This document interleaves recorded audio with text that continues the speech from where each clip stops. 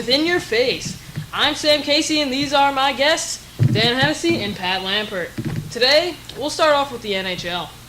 So, do you guys think the Tyler Seguin trade for the Bruins was a good deal or a bad deal?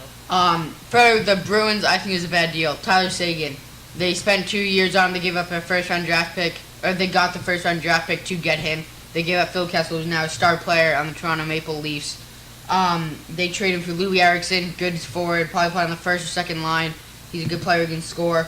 But Tyler Seguin, the only reason they traded him was because they had partying issues, and the only thing he's mature enough, which usually happens to stars early on in their career. I think they just had to let him develop a little more, and I think he'd be a star player. Pat, what do you say? I completely disagree. It was a great deal for them. They got tons of young prospects that could turn out to be 3 Tyler Seguins, and they got Louis Eriksson. Who are those prospects? Great trade for the Bruins. Who are the prospects?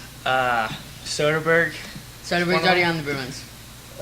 Well, they got all good. We know they got no-name prospects, but let's move on. Okay. Ken, could you name one of them for me, please? Yeah, I could. We're moving on. Right. And to the NFL.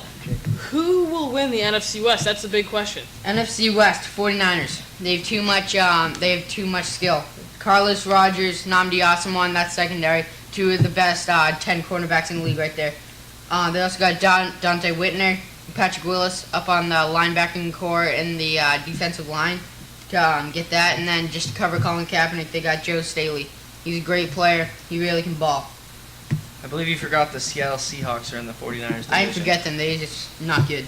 Well, Russell Wilson, I believe, is a better quarterback than Colin Kaepernick. He will lead them. They have, in my eyes, the most valuable running back in the league in Marshawn Lynch.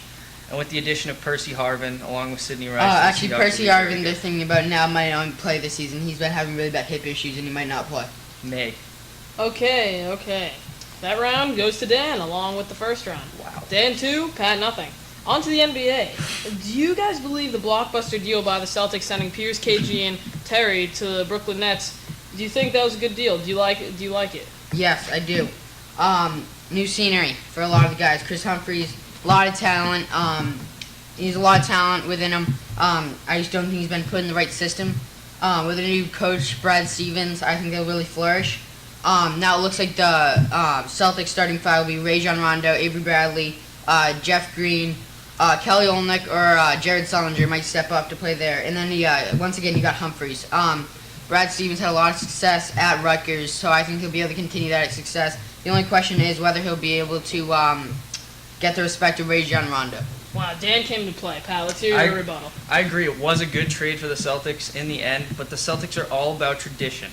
I don't like it. I like that they made the trade, but I also don't like it. They're all about tradition. You got to keep Paul Pierce throughout the rest of his career, have him retire as a Celtic along with KG. That was the only issue I had with the trade. So the only reason you don't think they should have done it so Paul Pierce retires as Celtic. So it doesn't really matter about this year. They're all about tradition. They're all about tradition, yes. Well, I got to give that one to Pat, but Dan with the winner, 2-1, Dan wins. In your face.